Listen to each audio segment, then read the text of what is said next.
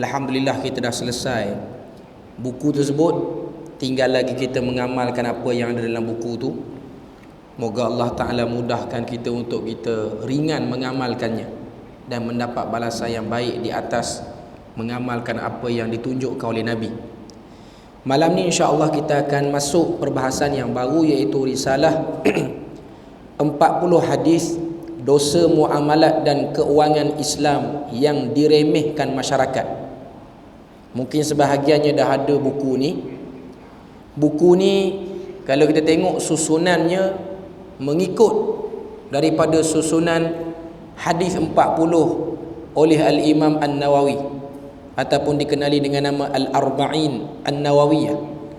Walaupun hadis tu namanya 40 ataupun buku tu namanya 40, tapi hadis yang ada dalam tu ialah 42 hadis hakikatnya. Sebab tapi dia nak mudah dia panggil 40. Tapi buku kita ni memang betul dia ikut 40. Memang betul bilangan hadisnya ialah 40. Okay. Jadi untuk buku kita ni yang perbahasannya sekitar bukunya sekitar lebih kurang 200 muka surat lebih. Kita akan tengok satu-satu. Tapi sebelum daripada kita bahas mendalam, ada beberapa benda yang saya nak sebut. Pertama sekali, perbahasan dalam buku ni dia kadang-kadang kita kena pelan-pelan. Kita tak boleh pergi laju. Sebab penggunaan istilah-istilah muamalat yang mungkin kita jarang dengar, kurang biasa dengar, menyebabkan kita tak boleh nak pergi laju sangat. Dan saya akui persediaan untuk kuliahkan buku ni dia lebih lama berbanding persediaan untuk baca buku sebelum ni. Buku sebelum ni sehari je boleh cover. Untuk buku ni satu hadis kadang-kadang ambil masa 2-3 hari. Contoh hadis pertama yang kita akan masuk pada malam ni, dan hadis pertama ni pun kita tak akan selesai pada malam ni. Maknanya dia ambil masa sikit. Dia tak lajulah. Maknanya bukan 40 kuliah habislah 40 hadis. Tak. Sebab satu-satu hadis tu mungkin permasalahan dia permasalahan yang ambil masa 2-3 kali perbahasan. Okay. Tapi malam ni insya-Allah kita akan tengok mukaddimah dia dulu. Mukaddimah daripada penulis. Kita tengok apa yang dia sebut. Pada muka surat yang ada tulis mukaddimah tu, yang mukaddimah tu dia tak ada nombor, dia ada Roman numbering, maknanya penomboran mengikut kaedah Roman. Okay. Tuan-tuan buka ialah yang mukaddimah tu, dia tak panjang, satu muka surat, 2 muka surat saja. Okay. Dia sebut asas halal dan patuh syariat merupakan titik tolak kepada rezeki yang diberkati dan diredai Allah Azza wa Jalla. Tujuan buku ni tulis ialah untuk kita sedar, untuk dapat berkat daripada Allah Azza wa Jalla ni tidak kita kena berjaga-jaga pada halal dan haramnya. Kita kena tahu yang ni halal, yang ni haram. Bukan setakat makanan, tapi transaksi untuk dapat benda halal tu. Proses jual beli ke, proses peminjaman, hutang, apa saja, proses tu pun kena proses yang halal. Jadi buku kita ni dia akan bahas benda tu. Ia merupakan tanggungjawab seorang Muslim untuk memeliharanya, sama ada terlibat dalam perniagaan, pelaburan, bekerja sendiri, bekerja di peringkat swasta maupun kerajaan. Maka perkara-perkara yang diletakkan syarak wajib dijaga. Bertitik tolak daripada hadis yang dalam mukaddimah ni dia ada datangkan hadis yang diriwayatkan oleh Ibnu Majah daripada Jabir bin Abdullah. Nabi kata, ayyuhan nas ittaqullah wa ajmilu fi talab fa inna nafsan lan tamuta hatta tastawfiya rizqaha wa in abta'a anha fattaqullah wa ajmilu fi talab khudhu ma halla wa da'u ma haruma. Maksud hadis ni kata Nabi kata, ayyuhan nas, wahai sekalian manusia, ittaqullah, bertakwalah kepada Allah. Pesanan takwa ni penting, mustahab. Sebab tu hari Jumaat memang ianya menjadi pesanan utama dalam khutbah Jumaat. Walaupun ianya hanyalah perkataan pendek, tapi dia penting. Sebab memang takwa kepada Allah sahajalah yang boleh menjadi benteng paling ampuh, paling kuat, supaya satu orang tu dia tidak langgar perintah Tuhan. Sebab tu banyak hadis bila mana para sahabat, sama ada sahabat yang duduk di Madinah ataupun yang datang luar daripada Madinah, mari jumpa Nabi minta nasihat. Nasihat Nabi kebanyakannya ialah ittaqullah, bertakwalah kamu kepada Allah. Benda yang sama dilakukan oleh para sahabat bila mana tabi'in datang minta nasihat. Benda yang sama juga dilakukan oleh tabi'in bila mana tabi'ut tabi'in. Dan ini kebiasaan para ulama. Nak beri nasihat apa-apa korang, bertakwalah pada Allah. Kita baca dalam Quran surah Luqman, antara pesanan Luqman Al-Hakim kepada anaknya juga ialah salah satunya takwa pada Allah. Benda tu penting, benda tu mustahab. Nabi sebut wa ajmilu fit talab, carilah yang baik dalam mencari dunia. Nak buat apa-apa atas dunia, nak makan, nak pakai, nak merasa apa-apa pun, Nabi kata ajmilu fit talab. Ajmilu maksud dia apa? Perhalusi, ataupun bahasa kita sekarang kita sebut telitilah setiap apa yang kamu nak cari.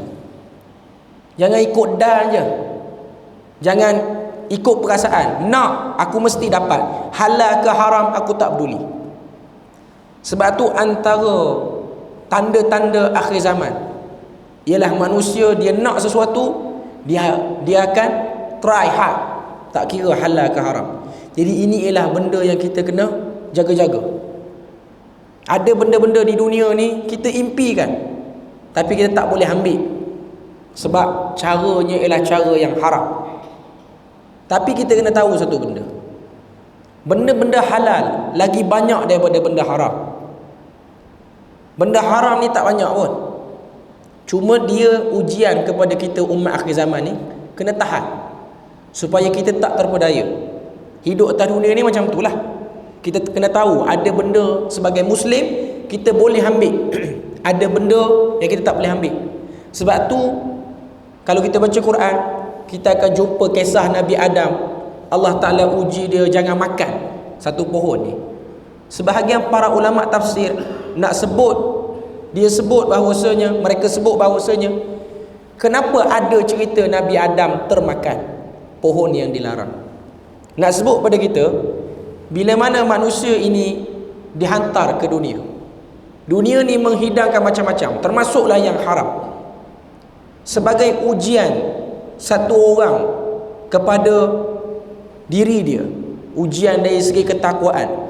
Dia kena dihadapkan, dibentangkan dengan benda halal dan haram, supaya dia boleh buat pilihan dan kita boleh tahu sejauh mana dia taat kepada Allah Azza wa Jal, sejauh mana dia takwa pada Allah Azza wa Jal.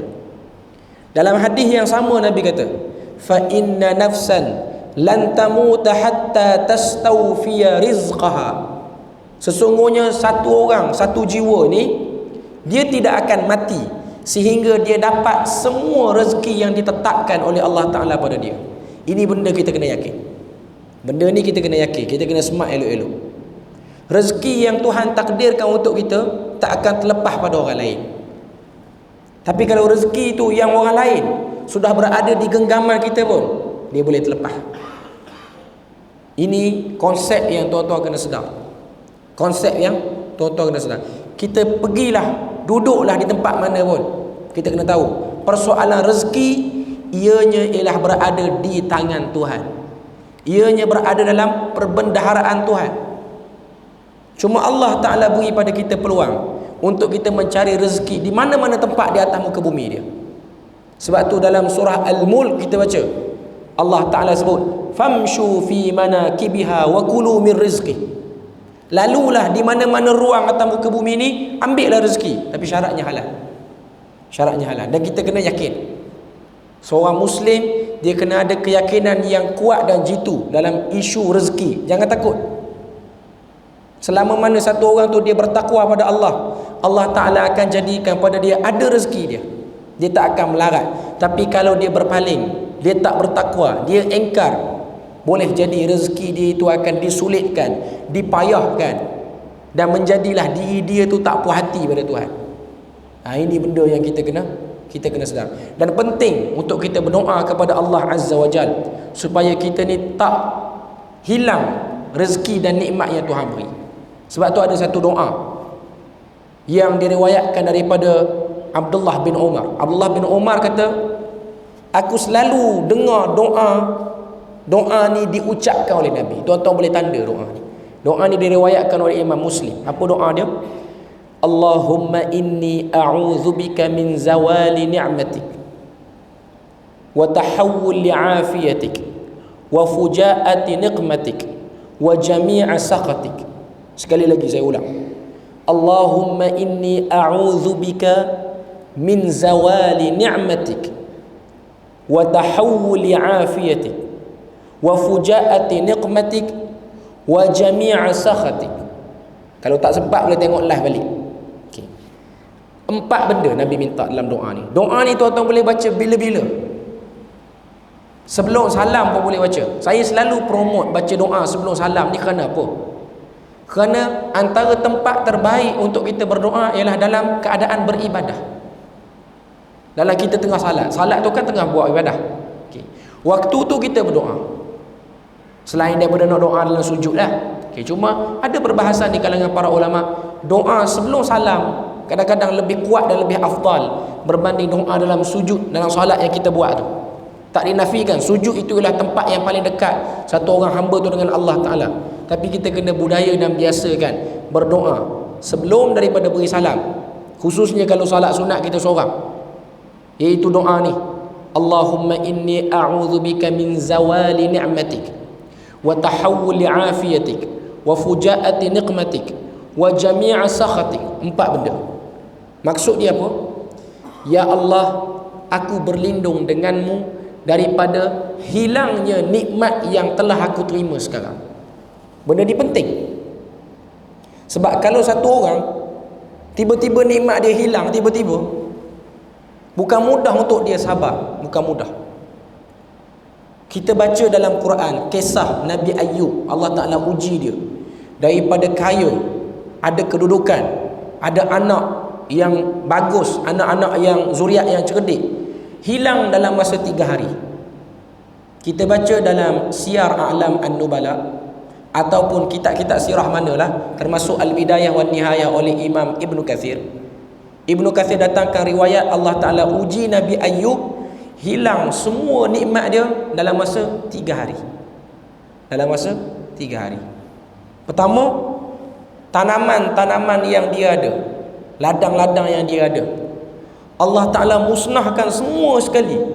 Datang binatang, musnahkan, datang angin, dan dia hanya fokus pada kawasan tanaman Nabi Ayub je. Yang kaum dia yang lain okey. Harta dia hilang. Yang kedua, anak dia. Nabi Ayub ni ada 12 orang anak. 12 orang anak tu semua cerdik, semua keturunan yang baik. Allah Ta'ala takdirkan meninggal dalam satu masa. 12 orang ni tengah duduk di satu tempat, Allah Ta'ala takdirkan atap tempat yang dia duduk tu runtuh, roboh, timpa 12 orang ni mati habis. One shot. Hari kedua, hari ketiga Allah Ta'ala takdirkan dia kena sakit kusta yang merebak daripada kaki sampai ke kepala. 3 hari hilang habis. Dalam masa 3 hari tu hilang habis. Dan Nabi Ayub bersabar selama hampir lebih kurang 20 tahun. Hampir lebih kurang 20 tahun. Sebab tu ada riwayat daripada Ibn Kathir, isteri Nabi Ayub ni, dia tengok Nabi Ayub ni kesian sangat dah. Sebab tak ada orang, tak ada apa, anak hilang, harta hilang, kesihatan pun hilang. Sehingga isteri dia kata, doalah kepada Allah Ta'ala supaya Allah Ta'ala beri kesihatan, cukup dah, tak nak beri yang lain pun tak apa. Apa jawapan Nabi Ayub? Jawapan Nabi Ayub, dia kata, kita ni berapa tahun dah yang jadi macam ni.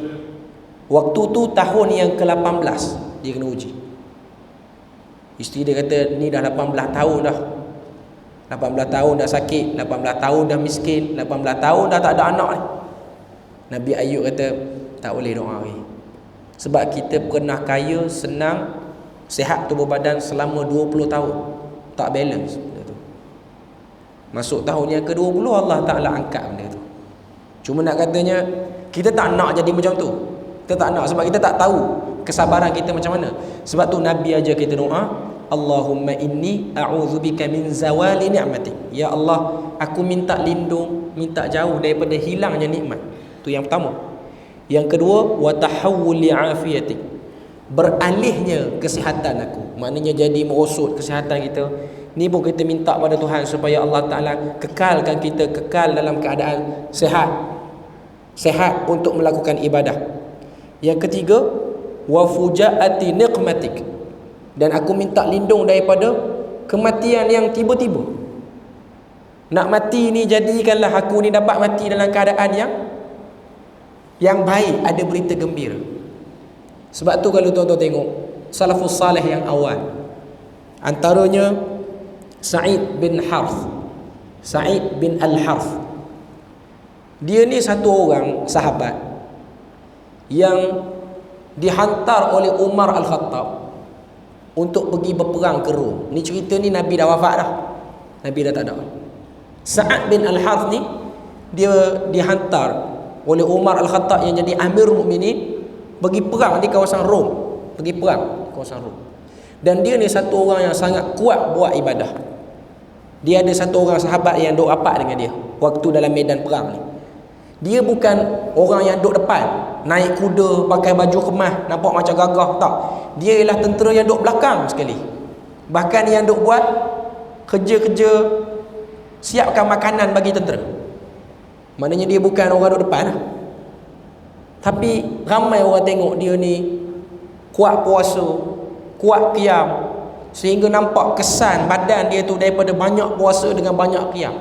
Ada sahabat kata, wahai Sa'id, ingat tak, badan kamu pun ada hak, jangan over sangat buat ibadah. Dia kata aku tak boleh nak jamin keadaan aku, jadi aku terus buat ibadah. Okay. Cuma saya nak sebut dengan poin jangan mati mengejut ni. Cerita dia menarik sebab apa? 3 hari sebelum dia mati syahid di medan peperangan Rom ni, seorang sahabat tengok dia siang hari. Dia tidur dekat kemah tentera tu. Dia macam mengigau. Dia ketawa seorang. Lepas tu tangan dia macam nak ambil sesuatu. Lepas pada tu sahabat tu pergi dekat. Dia kejutkan kawan tu. Dia cerita, aku tengok benda pelik pada kamu, kejadian pelik pada kamu. Apa benda yang kamu tengok dalam tidur tadi? Tidur siang, tidur berehat saya. Dia kata waktu aku tidur tadi, aku dibawa oleh 2 orang yang aku tak pernah tengok makhluk yang cantik ni. Maknanya dari segi kesempurnaan dia, mungkin malaikat, telah bawa aku ke satu tempat yang sangat indah, yang tak pernah aku tengok. Dan akhirnya dibuka pintu di situ. Dibuka pintu, aku masuk, aku tengok satu orang perempuan yang cantik. Perempuan tu pegang tangan aku dan dia kata, inilah tempat kamu. Dia tanya perempuan tu, tempat ni apa? Jannatil ma'wa. Ini ialah syurga yang kamu akan dapat atas balasan amal yang kamu buat. Lalu dia kata, aku nak masuk sekarang. Dalam mimpi tu, aku nak masuk sekarang. Malam ni juga aku nak masuk, hari ni juga aku nak masuk. Bidadari tu kata, bidadari lah sebagai riwayat sebut, itulah bidadari. Bidadari kata, hari ni tak boleh. Kamu balik ke dunia 3 hari je kamu ada. Lepas pada tu kamu boleh berada di sini. Saya nak sebutnya ialah cerita dia nak mati tu, dia ada busyra. Busyra ni maksud dia apa? Berita gembira. Sahabat yang dengar cerita dia tu, dia kata, kamu jangan cerita ke orang. Sa'ad bin Al-Haris ni kata, jangan cerita ke orang. Sampailah hari ketiga, dia dipanah oleh tentera Rom. Waktu dia dipanah tu, orang pergi angkut dia, orang pergi angkut badan dia. Orang tengok, dia ketawa. Dia kata, apa yang Tuhan janjikan aku dapat. Saya nak sebutnya, kita nak supaya kita mati dalam keadaan macam tu. Kita well prepare kematian kita. Jadi dalam hadis ni Nabi minta, jangan bagi mati mengejut. Yang paling last sekali, wa jami'as sakhatik, dan janganlah engkau jadikan kami ni terjerumus jatuh dalam segala benda yang kamu murka. Yang jami'as sakhatik ni mungkin ada kaitan dengan apa yang kita nak bincang. Transaksi haram, jual beli haram, buat apa-apa pun terlibat dengan benda yang syubhat. Minta pada Tuhan. Sebab tu doa ni kita kena amal. Tuan-tuan kena amal. Nanti tuan-tuan balik tengok live, cek balik doa ni. Doa ni riwayat Imam Muslim. Allahumma inni a'udzubika min zawali ni'matik wa tahawuli afiyatik wa fujaati niqmatik wa jami'a sakhatik. Amalkan sampai kita, konsistenkan doa ni sampailah kita sampai kita mati lah sebaiknya. Okey. Balik pada hadis tadi. Nabi kata, wa in abta'a anha fattaqullah. Sekiranya rezeki kamu tu lambat, bertakwa pada Allah. Wa ajmilu fit talab. Nabi kata, tapi kamu tetap kena berhati-hati dalam berurusan atas dunia ni. Khudhu ma halla. Ambil apa yang halal. Wa da'u ma haruma. Tinggalkan apa yang haram. Poinnya ialah ajmilu fit talab. Perhalusi, teliti elok-elok segala apa yang kita nak buat, transaksi yang kita nak buat, apa-apa saja benda. Tambah lagi benda tu kita nak masukkan dalam tubuh badan kita sebagai makanan. Lagi kita kena berhati-hati. Okay. Terus kepada hadis pertama. Hadis pertama kita pada malam ni, muka surat yang pertama. Okay. Iaitu hadis pertama, larangan riba. Hadis daripada Jabir bin Abdullah radhiyallahu anhu. Hadis ni riwayat Imam Muslim.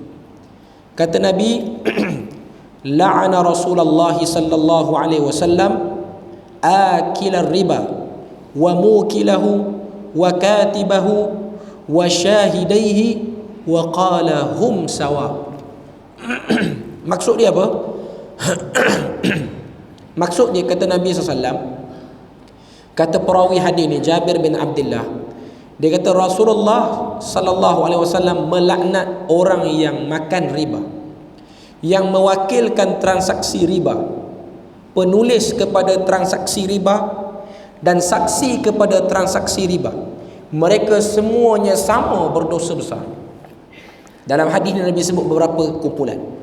Pertama, pemakan riba. Yang kedua, wakil kepada transaksi riba itu. Yang ketiga, penulis agreement itu. Yang keempat, saksi kepada transaksi itu. Nabi kata semuanya ni berada dalam pelaku dosa besar. Maknanya bila mana Nabi sebut hum sawa, mereka semua ni sama. Dan awal lagi hadis Nabi sebut la'ana. Awal hadis lagi sebut laknat. Maknanya ianya dosa besar yang perlu diambil perhatian. Dalam hadis lain Nabi sebut orang yang terlibat dengan riba yang paling sedikit, maknanya amount yang paling sedikit, dosanya menyamai berzina dengan ibu sendiri. Dan riba ni banyak cabang. Tambah zaman kita ni, riba ini telah digunakan berbagai-bagai istilah untuk mengaburi orang Islam khususnya. Ada nama interest, ada nama benefit, ada nama yang paling biasa bunga lah, istilah dia. Okay. Cuma nak katanya ianya ialah satu benda yang cuba ditukar-tukar istilah dia supaya tak nampak jelas perkataan itu ataupun maksud itu. Muka surat yang kedua. Imam As-San'ani berkata, laknat dalam hadis ini bermaksud jauhnya daripada rahmat Allah Azza wa Jal. Ia merupakan dalil besarnya dosa pelakunya serta pengharaman apa yang terkait dengannya. Didahului dengan memakan riba sebagai wakil, penulis dan saksinya kerana merujuk kepada kebiasaan adat manusia melakukan riba untuk makanan. Pada zaman dulu, riba ni lebih berfokus kepada makanan asasi, gandum, beras ataupun tamar pada zaman tu, kurma lah. Okay.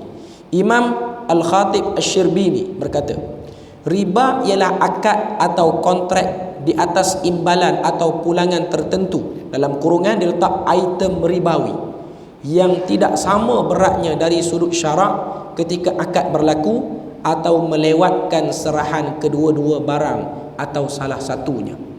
Itu definisi daripada riba oleh Khatib Syarbini dalam kitab dia. Kalau kita tengok Khatib Syarbini ni salah seorang ulama dalam mazhab Syafi'i lah. Kitab dia yang terkenal Mughni Muhtaj. Dia antara tokoh besar dalam mazhab Syafi'i ni lah. Okey. Sebelum pada tu, kalau tuan-tuan tengok dalam Quran, cerita kaum yang kalau buat urus niaga ni berakal sangat nak menipu, banyak akal nak menipu. Kaum mana? Kaum Nabi Syuaib. Kaum Nabi Syuaib ni sangat banyak helah untuk macam-macam cara dia nak menipu dalam jual beli dia. Sebab tu Allah Ta'ala utus Nabi Syuaib untuk perbetul balik benda ni, untuk orang kata apa, sedarkan kepada masyarakat benda ni tak boleh. Sebab benda ni ada unsur kezaliman. Dia boleh jadi zalim kepada orang yang menerima riba itu, ataupun zalim juga kepada yang menyebabkan riba tu boleh berlaku. Okay. 1.1 dia sebut sini, jenis riba. Riba terbahagi kepada dua jenis, iaitu riba duyun, yang kedua ialah riba buyu'. Riba duyun, duyun maksud dia apa? Hutang. Yang kedua riba buyu', buyu' maksudnya jual beli. Maknanya ada dua transaksi ni yang boleh berlakunya riba. Yang pertama, berhutang. Berhutang tak beli apa-apa. Satu orang tu dia tak ada duit, dia perlukan cash amount, satu nilai cash yang besar. Jadi dia kena pinjam dengan orang. Waktu dia nak pinjam tu, orang yang nak beri pinjam ni, dia buat transaksi, dia buat satu agreement untuk bayar balik, jadualkan bayar balik orang yang berhutang ni. Dalam penjadualan bayar balik itu berlakunya riba. Sangat terkenal pada zaman jahiliah. Hatta zaman kita pun masih lagi benda tu dikekalkan. Yang kedua, riba berlaku dalam jual beli. Nak beli sesuatu pun ada riba. Jadi riba ni berlaku dalam dua. Yang ni dulu kita kena clear. Berlaku dalam proses hutang, yang kedua berlaku dalam proses jual beli. Cuma zaman kita ni, dia kadang-kadang himpun dua. Nak beli satu benda kena berhutang, pun duduk dalam tu riba. Bila mana kita sebut benda ni, zaman kita ni, orang akan terbayang apa? Orang akan terbayang orang yang buat peminjaman untuk beli kenderaan. Orang akan terbayang orang yang buat peminjaman untuk beli rumah ataupun tanah. Kebiasaannya dua transaksi inilah, dua benda inilah, kenderaan dengan rumah di negara kita ni, orang Islam dia risau. Yang ada kesedaran, dia risau. Proses peminjaman dia tu, pembelian kenderaan, pembelian rumah, dalam masa yang sama pinjam juga, terlibat tak dengan riba? Kita tahu di negara kita ni ada dua jenis urus niaga yang dijalankan oleh semua bank melalui produk-produk dia orang. Satu, konvensional. Konvensional dalam bahasa Arab dia panggil apa? Al-bunuk ar-ribawi. Arab dah panggil benda tu riba lah pun. Konvensional ni ialah bank riba lah. Cuma bila mana dia guna perkataan konvensional, kita tak nampak riba tu. Itu antara kesan buruk terlalu banyak terma-terma istilah-istilah yang memeningkan ni. Akhirnya kita terjerumus dalam tu. Okay. Yang kedua ialah jual beli urus niaga Islam, pengurusan secara Islam. Memang kita tahu negara kita ni antara negara yang banyak pilihan untuk kita buat benda tu. Bahkan bank-bank yang asalnya bank konvensional, untuk tarik orang berurus niaga dengan dia, dia wujudkan juga urus niaga Islamic banking dalam produk dia. Kalau kita tengok antara orang yang bertanggungjawab menyebabkan bank-bank yang asalnya bank konvensional di negara kita ni tak ada produk Islam, jadi ada tekanan apa yang menyebabkan benda tu ada. Kalau tuan-tuan ingat, ni bukan saya nak sebut isu politik, tapi saya nak sebut orang yang ada jasa besar, sehingga menyebabkan bank-bank yang kita kenali dulu tak ada produk Islam, sekarang dah ada produk Islam ni. Siapa dia? Bekas Menteri Besar Kelantan dulu, Tuan Guru Ni Abdul Aziz Nikmat. Ni bukan sebut politik, saya nak sebut waktu menang saja kerajaan tu, bertukar kerajaan di Kelantan ni, apa first yang dia buat? Menarik semua duit-duit yang ada, duit-duit kerajaan Kelantan yang ada dalam bank konvensional ke dalam bank Islam, sehingga menyebabkan manager-manager bank konvensional ni terpaksa datang meeting, jumpa dia. Dia ada ketegasan, dia kata tak boleh benda ni menjadi penghalang pada keberkatan. Apa yang terpaksa dihadapi oleh bank-bank ni, dia orang terpaksa bersaing dengan bank Islam untuk buat juga satu produk nama dia perbankan Islam. Bila ada tekanan, terpaksa buat ya. Maknanya dia antara perintis awal, sehinggalah tertubuhnya produk itu, produk ini dan macam-macam, sehingga negara kita menjadi negara yang kaya dengan produk Islam. Dia kaya. Negara kita ni kita kena sedar. Walaupun tuan-tuan rasa macam kadang-kadang macam pelik apa semua kan. Tapi kita kena sedar negara Malaysia ni adalah negara yang paling terhadapan dalam produk-produk perbankan Islam berbanding negara-negara Muslim yang lain. Banyak negara Muslim belajar pada kita. Tapi adalah pro dan kontranya. Adalah backdoor, pintu belakang yang kita sebut sebagai ketirisan-ketirisan yang tak dapat dielakkan tu memang ada lah, macam-macam mana pun. Tapi usaha tu ada. Okay, kita tengok apa lagi yang dia sebut. Riba duyun ialah riba pada hutang, terbahagi kepada dua, iaitu riba qard dan juga riba jahiliyah. Riba qard dia beri makna situ mengenakan bayaran lebih pada pinjaman daripada awal lagi. Yang ni contoh mudah. Pinjam 100, bayar 110. RM10 itu riba. RM10 itu riba. Riba jahiliyah berlaku apabila tangguh tempoh bayaran dengan pertambahan jumlah hutang. Dalam agreement asal pinjam 100 bayar 100. Asal macam tu. Tapi ada tambah 2-3 item. Kalau tak boleh bayar dalam masa beberapa bulan, maka akan dikenakan bayaran-bayaran tambahan. Pun sama, riba juga. Yang satu lagi riba qard tadi, bayar ikut tempoh pun kena, tak bayar ikut tempoh pun kena. Yang satu lagi ni, bayar ikut tempoh tak kena. Tapi bila mana bayar lebih pada tempoh, ada due date dia tu, kita tak boleh bayar, maka akan kena, bermula kena riba pada kita. Bermula kena interest, bayaran tambahan. Okay. Kedua-duanya ni haram. Siapa terlibat padanya? Dia terlibat pada transaksi yang haram.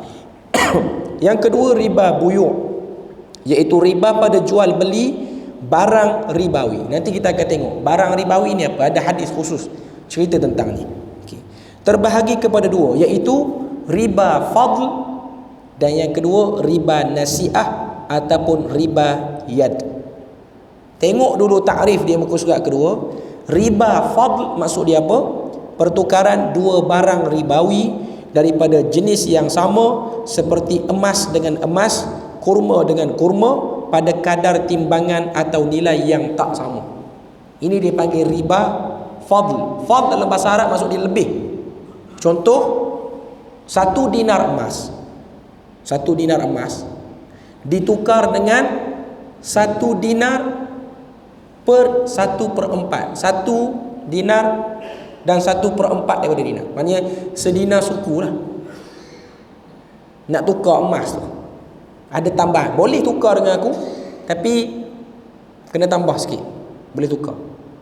Kenapa jadi macam ni? Sebab mungkin kualiti emas ni tinggi grade dia, kualiti emas ni kurang sikit grade dia, jadi dia lebihkan sikit. Yang ni berlaku pada zaman dulu, zaman Nabi ni. Okay. Yang kedua ialah tamar. Sebab zaman dulu yang berlakunya, saya nak bagi transaksi zaman dulu. Bila mana nak kurma yang lebih elok. Contoh, sekarang ni kurma yang elok ialah apa? Ajwa. Ajwa ni mahal. Sekilo RM100 lah, ikut grade. Kalau grade yang ditanam di Madinah, mungkin boleh pergi RM120. Jadi dia nak tukar dengan satu lagi jenis kurma tu, dia bagi timbangan yang lebih sikit. Contoh, yang ni apa nama ni, ajwa sekilo, yang ni safawi. Dia kata boleh tukar, tapi safawi ni kena bagi 1,5 kilo.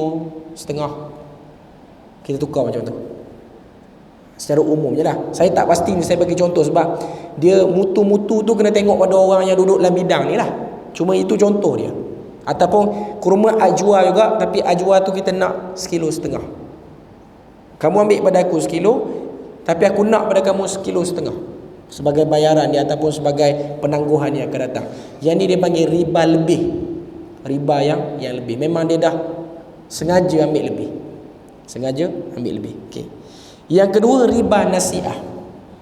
Riba nasi'ah, saya terus pada contoh, ialah kita buat satu transaksi.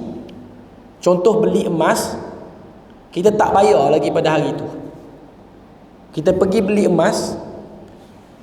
Contoh, kita ada emas jongkong, kita nak emas yang dibuat barang kemas, berat dia sama, dua-dua 1 gram. Emas jongkong kita ada 1 gram, kita pergi kedai emas, emas yang dibuat gelang, nak bagi hadiah dekat isteri ke, dekat anak ke, Berat dia sama 1 gram. Cuma hari tu kita tak bawa emas tu. Jadi tuan kedai tu pun kata, tak apa, ambil lah dulu emas ni, esok bawa. Kita buat transaksi macam tu, kita dah terkena riba. Dia panggil riba nasi'ah. Yang ni yang paling kita pelik nak faham. Kenapa boleh jadi riba? Padahal tak ada siapa-siapa untung pun. Tapi itulah Nabi arahkan, tak boleh. Nak buat apa-apa kena selesai hari itu. Sebab ada hadis Nabi sebut yadan biyadin. Nak tukar benda-benda macam ni kena selesai terus. Tak boleh tangguh. Contoh zaman kita ni, tuan-tuan nak pergi mana-mana luar negara, nak kena tukar duit. Contohlah hujung minggu nak pergi masuk Thailand. Sekarang ni tengok rate duit berapa. 2,000 baht lebih kurang RM320 lebih kurang. Lebih kurang lah 330 ataupun RM320 macam tu lah. Okay. Saya nak 2,000 baht. Jadi tuan kedai yang tukar duit tu kata, ambil dulu 2,000 baht ni, 300 ni bayar esok tak apa. Ataupun kalau ada 100 bagi yang 100 dulu, esok bagi baki. Tak boleh. Yang tu tak boleh. Yang tu riba. Tak ada siapa untung. Kita pun fikir, baguslah dia bagi kita penangguhan. Nampaklah dia tu kedai yang bagus. Tak boleh. Ini ialah riba yang kadang-kadang orang kita berlaku. Isu lain yang berlaku sama kita ni, orang jual duit lama. Ada orang tanya saya, duit lama, duit RM1 yang shilling tu, yang warna kuning tu, lepas tu duit RM2 sekeping. Lepas tu duit lama lah, duit RM10 yang ada gambar Istana Negara yang lama dulu, duit RM5 apa semua. Kan ada orang duk share dekat Facebook apa semua ni, jual beli duit lama dengan bayaran yang tinggi. Ada orang jual shilling RM1 tu, dia dapat RM200, RM300. Boleh ataupun tak? Jawapannya boleh, sebab mata wang tu dah tak valid dah. Dia kira beli barang, dia tak kira tukar duit. Dia kira membeli barang. Melainkan duit RM1 tu ialah duit yang masih digunakan dalam jual beli kita. RM1 shilling tak guna dah, bank negara dah tak validkan benda tu. Jadi kalau kita simpan, kita dikira menyimpan barang, kita tak menyimpan wang, mata wang, bukan. Cuma yang jadi isu, ada sebahagian orang dia jual duit RM1 ni, duit RM1 yang masih valid, RM1 lama, taklah lama, RM1 yang kertas dia tu macam kertas lama. Yang sebab dia nak nombor siri dan sign gubernur tu. Yang tu kena hati-hati. Yang tu tak boleh. Kalau bank negara kata duit ni kita masih terima sebagai transaksi yang kita boleh guna, tak boleh. Tak boleh kita ambil bayaran dia 200 atau sekeping RM1, saya nak 200. Tuan kedai, kadang-kadang sekarang belum sempat kita yang ada tu lagi bagi tahu, saya boleh bayar 200 setengah yang ni. Kita pun seronok sebab kita ada RM1 dia bagi 200 setengah. Kalau betul duit lama, tak apa. Duit yang memang orang tak guna. Duit-duit zaman dulu. Pitih orang panggil zaman-zaman dulu, yang duit antik lama, yang tu memang dah tak guna, dah jadi barang antik dah pun. Tak ada masalah.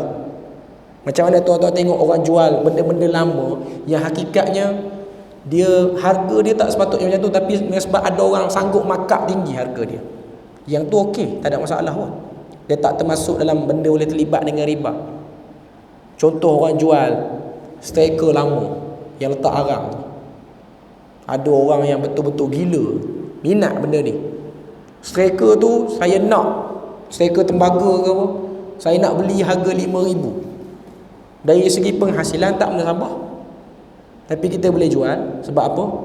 Sebab dia dinilai dengan nilai autentik dia tu lagi mahal daripada striker yang moden sekarang. Cuma nak katanya yang tu tak apa, tapi pastikan nak buat pertukaran duit ni kena berhati-hati sikit. Jangan kira mudah-mudah macam tu. Termasuklah juga dengan jual beli emas. Tapi jual beli emas ni kita akan tengok pada waktu akan datang. So kita akan perlahan-lahan melihat isu-isu yang lebih moden lagi lah. Okey, kita ada masa lagi 2 minit. Kita tengok muka surat yang ketiga.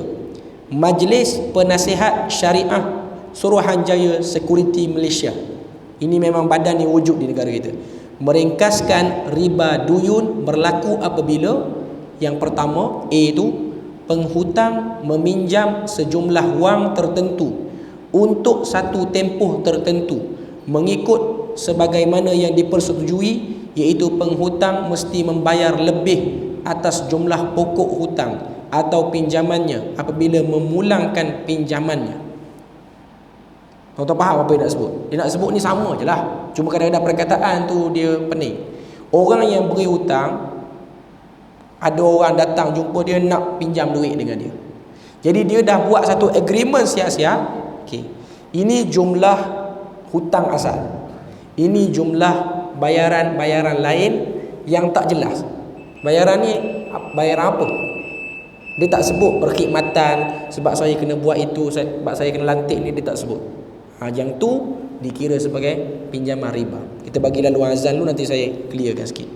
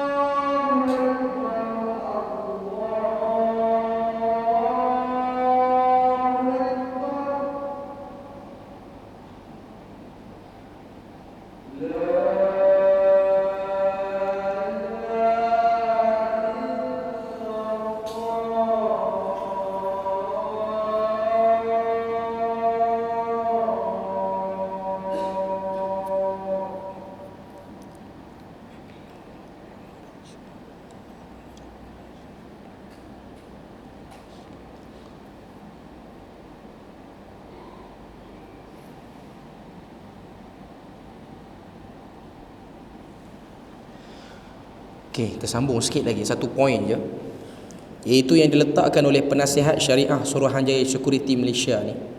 Bila mana dalam agreement hutang tu, contoh kita hutang 17,000, tiba-tiba bawah tu dia tulis kena bayar 20,000. Okay. Penambahan 3,000 daripada hutang asal. Okay. Penambahan 3,000 ni tidak dijelaskan kenapa. Tiba-tiba kita pergi setuju, kita terlibatlah riba. Melainkan dia boleh detailkan. Okey, saya kena buat ini, kos untuk melantik melantik berguam ke apa dalam hal ni. Dia jelaskan, dia terang dekat kita, bagi clear. Baru kita setuju, yang tu tak apa. Maknanya dalam akad dah clear. Yang saya bayar 3,000 ni ialah perkhidmatan yang saya faham saya kena bayar apa. Point dia macam ni, tuan-tuan. Nak buat apa-apa agreement, pastikan faham. Saya kena bayar lebih ni kenapa? Itu dia. Itu cara paling selamat. Okey. Orang selalu tanya, ni sampai ke 2-3 hari baru ni pun ada lagi orang tanya, iaitu isu pembelian mesin penapis air. Tak kira lah syarikat apa pun. Ni orang ramai duk tanya. Sebab dia kata saya beli cash harga lain. Tapi kalau saya beli secara hutang, termasuk servis apa semua ni, lain pula harga dia. Beza sampai 3-4 ribu. Okay. Boleh ke saya beli penapis air tu dengan cara berhutang yang dapat perkhidmatan servis ni, sedangkan penambahan harga dia sangat banyak? Okay. Untuk kes ni kebanyakannya lah yang saya tengok, sama ada Kowe ke Kuku ke, ni dua syarikat yang terkenal lah. Okay. Bila mana kita nak beli penapis air dia akan buat satu agreement.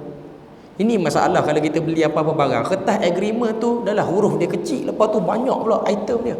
Kita memang tak baca pun hakikatnya. Kita memang tak baca. Tapi alhamdulillah lah, setakat ni dua syarikat ni dia follow macam mana yang Suruhanjaya Security ni suruh. Okay.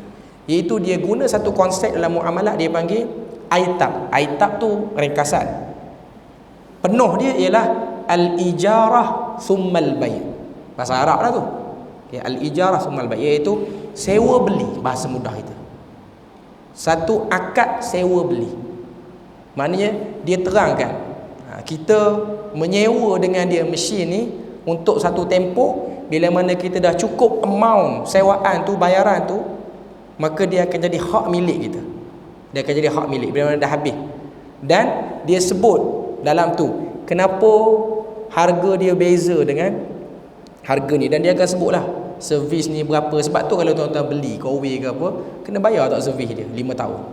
Biasanya free je, tak kena bayar apa-apa. Sebab dia punya cas perkhidmatan dia dah disebut dalam akad tu. Dah disebut dalam akad tu. Dia dah clear. Cuma kita tak sempat tengok lah. Kadang-kadang dia buat kalut nak balik cepat, kita pun kadang-kadang jadi sign je lah. Tapi setakat ni okey lah, yang saya duk dapat maklumat ni dia okey. Okay. Dalam tu dia sebut penukaran filter ni berapa kos dia. Dia dah ada penjadualan clear. Dan dia buat akad asing. Kalau orang yang nak beli cash, akad dia lain. Kalau orang yang nak beli secara berhutang, akad dia lain pula. Dia beli cash murah sebab dia tak ada servis lah. Kalau dia nak package servis, dia kena buat new agreement. Maknanya tetap kena bayar lebih juga lah, sama je. Jadi tak ada isu. Kita nak beli penapis air ni setakat ni lah. Saya tengok semua produknya masih selamat duduk di bawah konsep aitab itu. Dia duduk bawah konsep aitab. Bendanya mudah itu, tak simple. Saya bagi contoh terakhir sebelum pada kita tutup kuliah. Kahwin dengan zina. Apa orang kahwin buat, apa orang berzina buat, sama je. Benda yang sama saja. Semua menghasilkan anak juga. Cuma yang ni anak tak sah taraf, yang ni zuriat betul. Apa yang membezakan antara zina dengan kahwin? Akadnya. Akadnya. Perbuatan dia sama, tapi bezanya ialah pada akadnya. Sebab zina, dia tidak menanggung apa-apa kos, apa-apa perkhidmatan dia sebalik tu tak ada. Habis je kita buat, aku bayar hang, kita pergi mana-mana hotel, habis, tak ada apa-apa. Yang ni zalim pada perempuan tu. Zalim pada perempuan tu. Tapi perkahwinan tak.